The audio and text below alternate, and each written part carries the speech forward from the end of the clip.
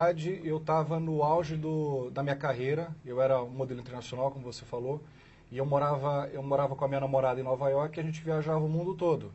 Agora, só para a gente saber um pouquinho assim os caminhos, né? Como que aconteceu? Só pontua pra gente essa coisa de você chegar a ser um modelo internacional morando em Nova York.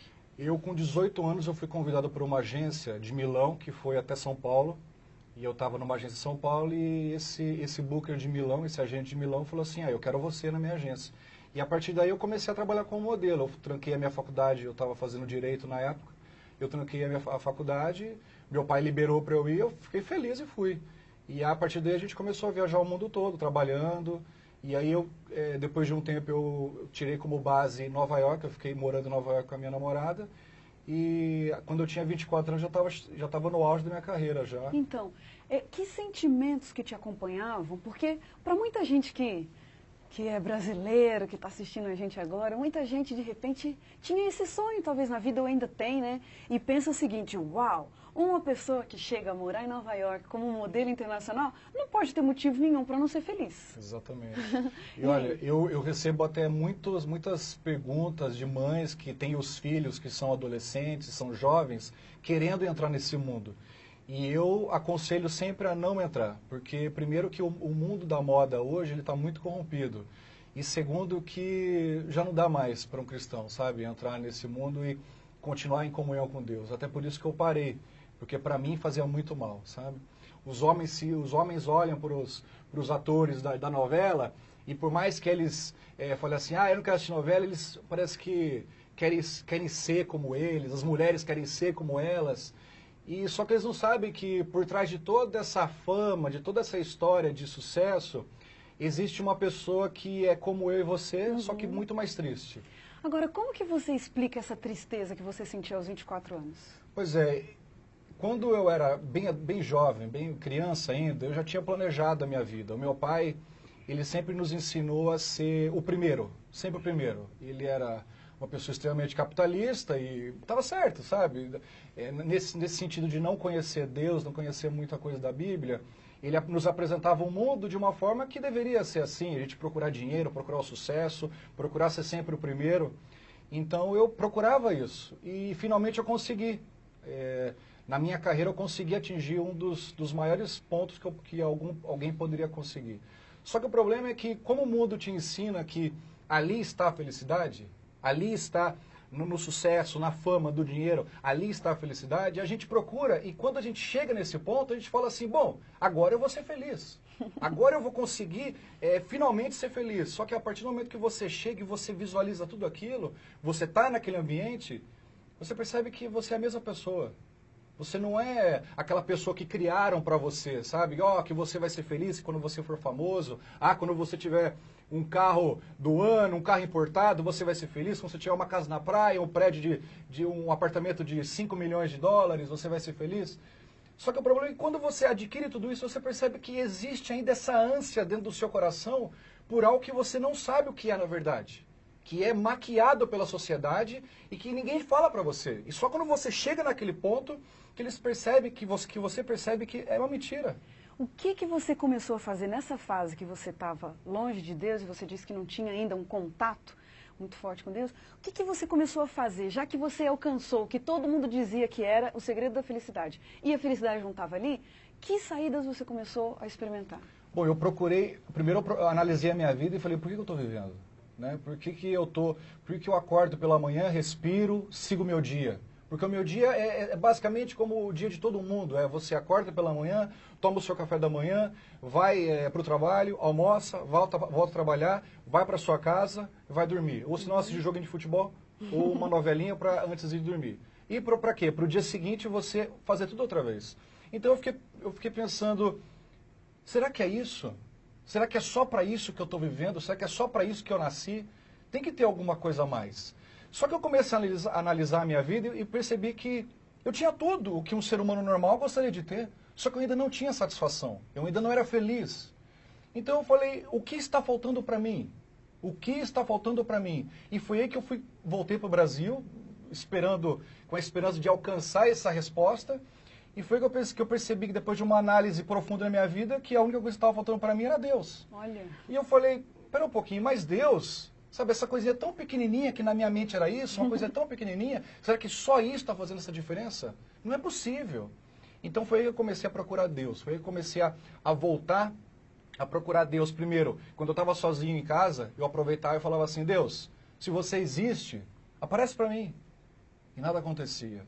E eu fiquei uma semana, 2 semanas, 3 semanas tentando achar Deus dessa maneira, sabe? Quer dizer, você estava querendo uma experiência real com Deus. Com certeza, porque a gente liga a TV e vê um monte de canal ali de pessoas que falam, não, que Deus é isso, que Deus é aquilo, tá, mas o que é verdade e o que é mentira? Quem pode me falar isso? Porque eu estou cansado. Eu estou cansado de ver uma pessoa vir para mim e falar assim, ó, Jesus é assim, ó, Deus é assim, ó, que tal Deus é assim. E eu falo, o que é verdade e o que é mentira? Eu quero saber. Quem pode me explicar? Luca, conta pra gente o que é que um passarinho, que um bem-te-vi tem a ver com o seu encontro com Deus? Bom, depois de começar a procurar Deus em várias igrejas que eu tinha passado durante a minha infância, eu percebi que eu não ia conseguir, só procurando dentro da igreja, sabe? Então foi aí que eu comecei a discutir com Deus, falando, será que você existe mesmo? Será que eu não estou ficando doido? Será que eu não devo voltar só para Nova York e seguir a minha vida?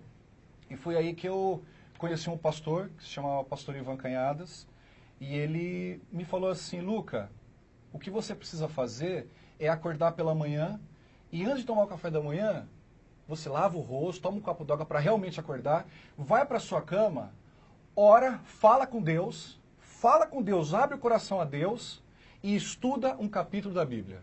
E eu falei assim, não é possível. Esse pastor está mentindo para mim, porque eu às vezes faço isso. Eu às vezes leio a Bíblia, eu às vezes oro, só que nada acontece, e eu não acreditei nele.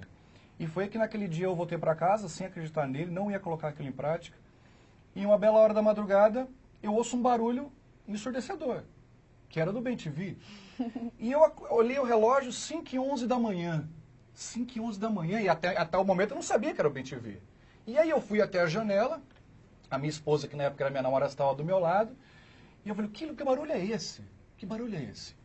E aí eu fui até a janela, abri a janela, na janela tinha essa árvore, nessa árvore tinha o passarinho, que era o BenTV. E ele fazia um barulho. Posso fazer o barulho? Pode. O barulho era assim, ó.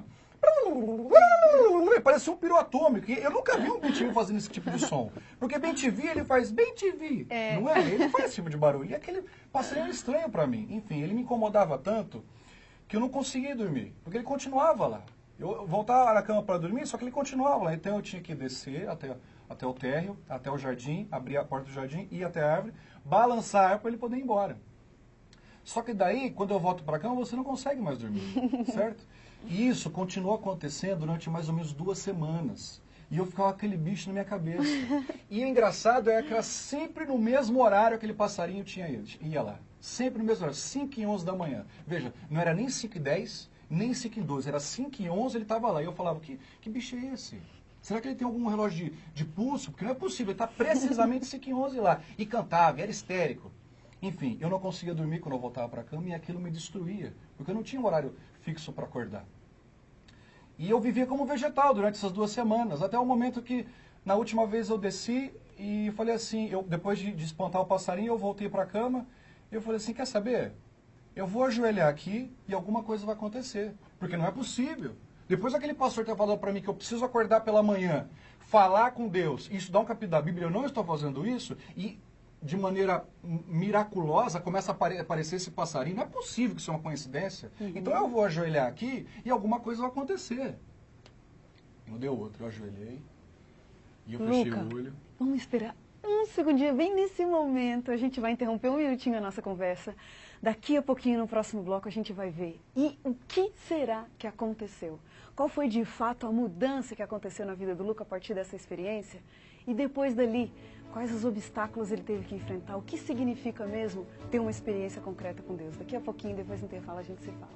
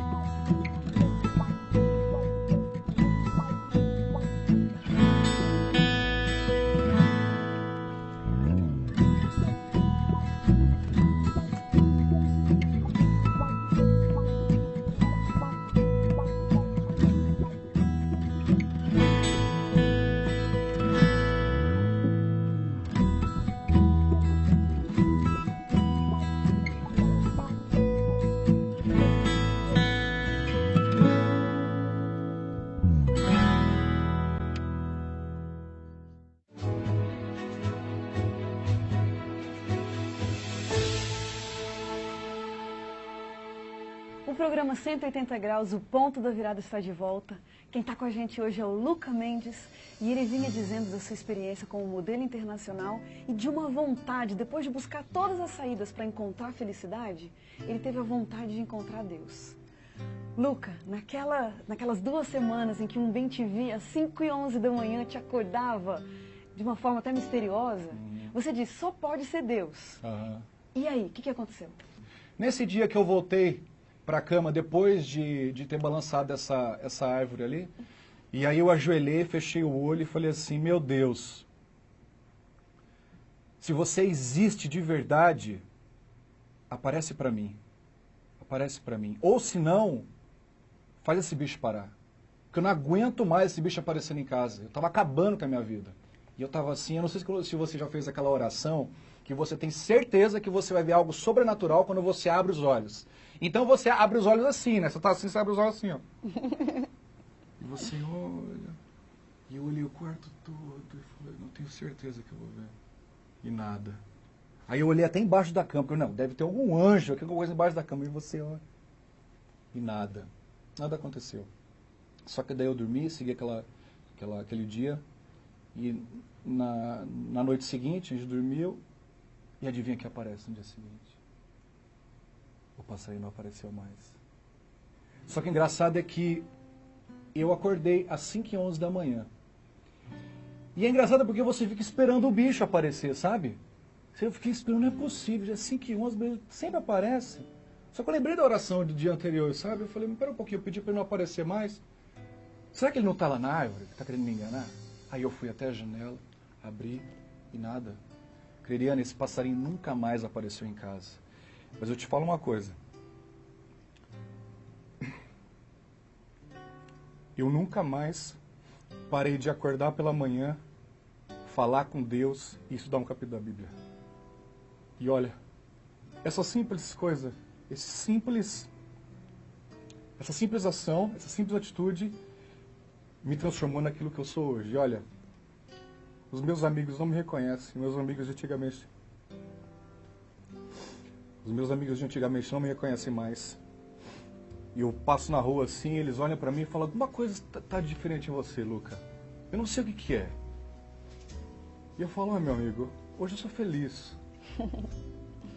E olha, esse simples ato me fez entender que eu não preciso ver Jesus, não preciso ver Deus, não preciso sentir, não preciso ouvir Deus para acreditar nele. A partir do momento que eu falo com Deus pela manhã e estudo um capítulo da Bíblia, eu me sinto como se estivesse na companhia dele durante o dia, sabe? Esse simples ato me transformou. Não, Luca, a gente não tem, ouvindo essa história, a gente não tem dúvida de que realmente esse foi um ponto marcante, um ponto da virada para você. Agora, lógico, a vida continua, você estava envolvido no mundo da moda. Quais os obstáculos que você teve que enfrentar a partir dali para ser um amigo de Deus e levar a vida? Bom, a partir do momento que eu comecei a seguir a Deus de verdade mesmo, comecei a sentir essa satisfação que eu não sentia há muitos anos, eu ponderei, coloquei na balança a minha vida como modelo e a minha vida em comunhão com Deus e falei, não vale a pena continuar com a minha vida profissional de modelo, por quê? Porque a profissão de modelo, ela facilita para você muitas coisas, principalmente a fama, o sucesso, o meio de pessoas muito bonitas. No seu caso, pontua pra gente exatamente a abrangência do seu trabalho. Bom, eu trabalhei com os melhores fotógrafos do mundo. Eu trabalhei com o fotógrafo da Madonna, por exemplo, que se chama Steven Klein. Ele fez os clipes da Lady Gaga, alguns clipes da Lady Gaga. Eu fotografei com o Steven Meisel já, com quem mais? Com o Mário Testino, que é o queridinho da moda também. Eu fotografei para Versace, para Roberto Cavalli, para Dolce & Gabbana, para Pinko, para muita coisa, para C&A, para Biblos, para aqui no Brasil, Yas Brasil, muita coisa mesmo, o Fórum, o Zump. Foi fácil para você dizer o seguinte, olha, estou percebendo que isso não está mais batendo com esse novo estilo de vida? Olha, não foi fácil no começo, mas depois que você para com toda aquela vida pecaminosa que você tinha, você percebe que vai facilitando, sabe? E não demora muito. Depois de 1 mês, 2 meses, quando você começa... Porque a Bíblia, ela é fantástica, Cariane. Quando você começa a estudar a Bíblia mesmo, não ler, estudar a Bíblia, você começa a perceber que ela é um livro extremamente poderoso. Ela é um livro capaz de mudar vidas de um jeito. Então, o que ela fez comigo, ela me mostrou um estilo de vida, uma vida totalmente diferente daquilo que eu tinha. E a vida que eu tinha, ela não me dava prazer, sabe? Ela não me dava satisfação. Ela me dava talvez um prazer momentâneo, mas a longo prazo eu me sentia vazio, sabe? E a Bíblia, e no estudo dela, e no conhecimento de Deus, eu comecei a perceber que a vida é muito mais do que só isso. A vida é muito mais do que só esse mundo. Mas você vai falando aí, vem me vindo tanta pergunta à cabeça. Por exemplo, quando você diz que seus amigos olham para você e não te reconhecem mais.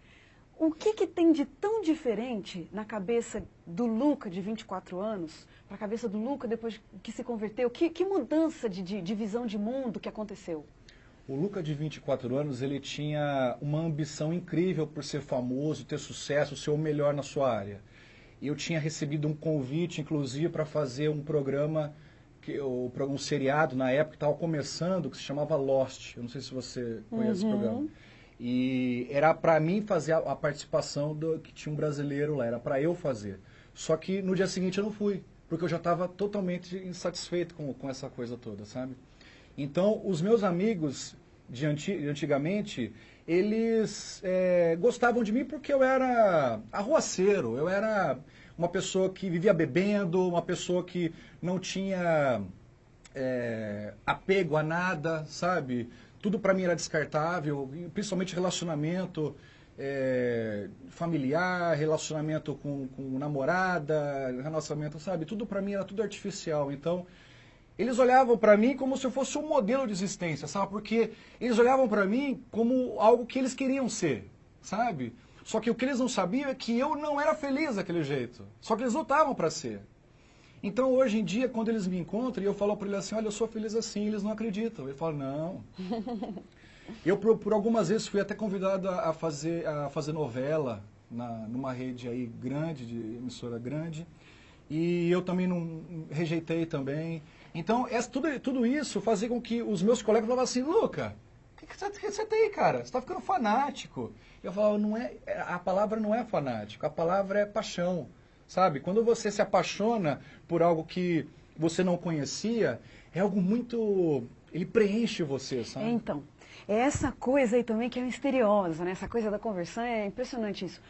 Fala pra gente, Luca, o que significa estar apaixonado por Cristo? Olha... é possível isso? É muito possível. Eu sou apaixonado por Cristo há mais de 6 anos hoje. E eu te falo, Jesus, ele é... Você vê, eu sou uma pessoa muito dura, Cariane, sabe? Eu sou uma pessoa assim que... muito racional, não me emociono facilmente, mas para você entender, quando eu toco no nome, olha como é que eu fico. Então, assim, é algo muito forte dentro de mim.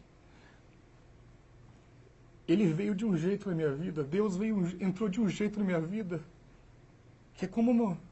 E é uma paixão assim que alguns até... perguntam assim para mim, Luca, como que você consegue ter esse primeiro amor? E eu falo, meu amigo, esse negócio de primeiro amor, isso aí não deveria existir no meio do povo cristão, porque o primeiro amor é único. Se você teve o primeiro amor e não ama mais, significa que você não amou, entendeu? Então, eu hoje amo a Deus desde o começo e a minha paixão por Ele só vem crescendo, porque hoje ele é quase tateável para mim, sabe? Então, é muito possível, sim, você ser apaixonado por Deus.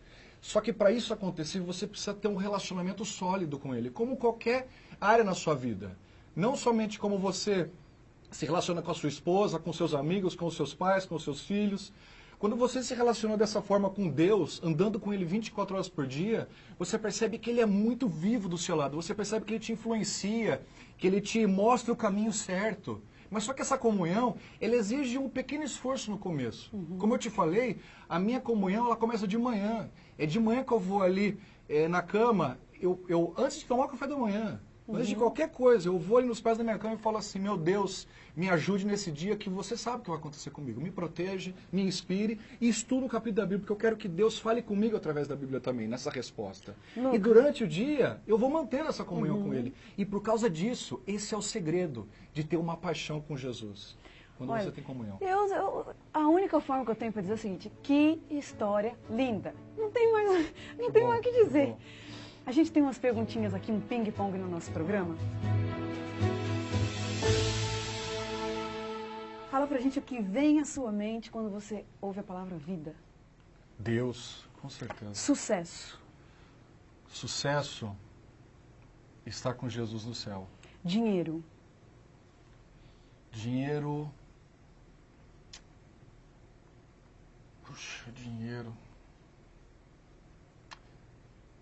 Infelizmente necessário, mas não tanto quanto a gente pensa.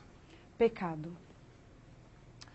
Pecado é quando você se afasta de Deus. Um privilégio. Um privilégio. Eu acho que ter a minha esposa do meu lado hoje. Um medo. Medo. Medo de não atingir a expectativa de Deus na minha vida. Uma grande verdade.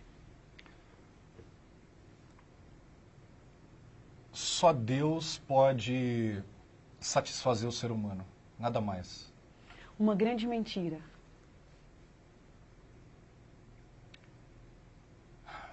Mentira, uma grande mentira, eu acho que seria... O mundo é melhor que Deus. Um pedido. Um pedido para que Deus me capacite. Um versículo da Bíblia que te fortalece. Com certeza, Eclesiastes 3:11, que diz o seguinte,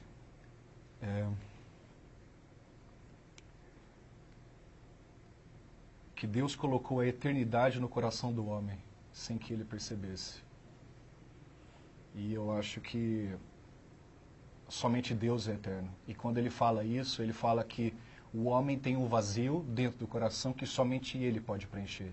E quando você não preenche esse vazio com Deus, com comunhão com Deus, você começa a procurar no mundo algo para preencher. Só que, infelizmente, não vai te satisfazer. Luca, eu me sinto muito honrada e abençoada de ter esse privilégio de ouvir a sua história. Muito obrigada porque você veio aqui. E a gente termina o programa 180 Graus, o ponto da virada, feliz por esse testemunho tão maravilhoso.